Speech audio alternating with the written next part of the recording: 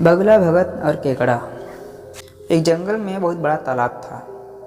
हर प्रकार के जीवों के लिए उसमें भोजन सामग्री होने के कारण वहाँ नाना प्रकार के जीव, पंछी, मछलियाँ, कछुए और केकड़े रहते थे। पास में ही एक बगुला रहता था। इसे परिश्रम करना बिल्कुल भी अच्छा नहीं लगता था। उसकी आंखें भी कमज़ोर हो चली थी।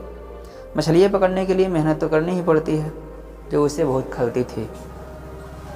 इसलिए आलस्य के मारे वह प्रायः भूखा ही रह जाता था। एक टांग पर खड़ा होकर यही सोचता रहता था कि क्या उपाय किया जाए कि बिना हाथ पर हिलाए रोज़ भोजन मिलता रहे।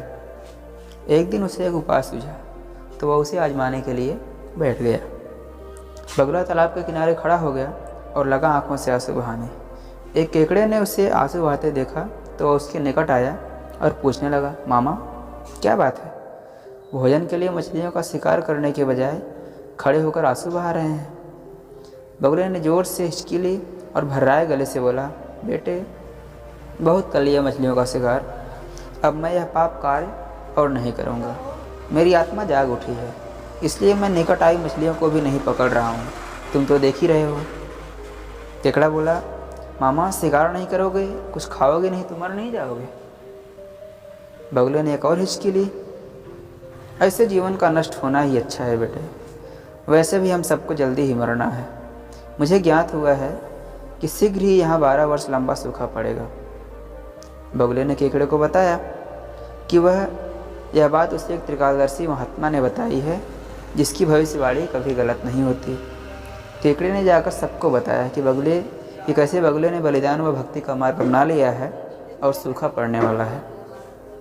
उस तालाब के सारे जीव, मछलियाँ, कछुए, केकड़े, बत्तख व सारस आज दौड़े दौड़े बगुले के पास आए और बोले, भगत मामा अब तुम ही हमें कोई बचाव का रास्ता बताओ, अपनी अक्ल लड़ाओ, तुम तो महाज्ञानी बन गए हो।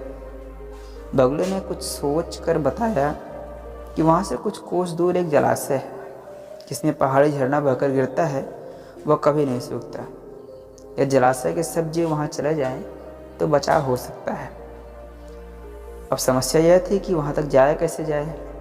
बगुले भगत ने यह समस्या भी सुलझा दी कि मैं तुम्हें एक एक करके अपनी पीठ पर बिठाकर वहाँ तक पहुँचाऊँगा, क्योंकि अब मेरा सारा शेष जीवन दूसरे की सेवा में ही तो गुजरेगा। ऐसा कहते हुए बगुले ने बोला। बगुले की बात सुनकर सभी जीव गदगद हो गए और बगुला भगत की जय जयकार करने लगे। अब बगुला भगत फूला नहीं समाया, उसकी पौ 12 हो गई। वह रोज़ एक जीव को अपनी पीठ पर बैठा कर ले जाता और कुछ दूर ले जा कर के एक चट्टान के पास जाकर उसे उस पर पटक पटक कर मार डालता और खा जाता। कभी मूड हुआ तो भगत जी 2 फेरे लगा लेते और 2 जीवों को चटकर जाते। तालाब में जानवरों की संख्या घटने लगी। चट्टान के पास मरे हुए जीवों की हड्डियों का ढेर बढ़ने लगा और भगत जी की सेहत बनने लगी। खा कर खूब मोटे हो गए, मुख पर लाली आ गई और पंख चर्बी के तेज से चमकने लगे। उन्हें देखकर दूसरे जीव कहते, देखो दूसरों की सेवा का फल और पुण्य भगत जी के शरीर को लग रहा है।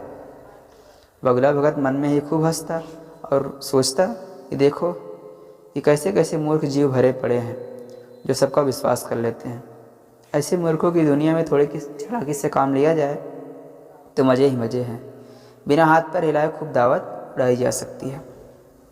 बहुत दिन यही क्रम चला। एक दिन केकड़े ने बगुले से कहा, मामा तुमने इतने सारे जानवर यहाँ से वहाँ पहुँचा दिए, लेकिन मेरी बारी अभी तक नहीं आई। भगत जी बोले, बेटा आज तेरा ही नंबर है, आजा मेरी पीठ पर बैठ जा। केकड़ा खुश होकर बगुले की पीठ पर बैठ गया। पर जब वह चट्टान के निकट पहुँचा तो वहाँ हड्डियों का ढेर देखकर केकड़ा का माथा ठनका। वह हकलाया, यह हड्डियों का ढेर कैसा मामा? जलाशय कितनी दूर है अभी? बगुला भगत ठा ठा करके खूब हंसा और बोला, मूर्ख वहाँ कोई जलाशय नहीं है।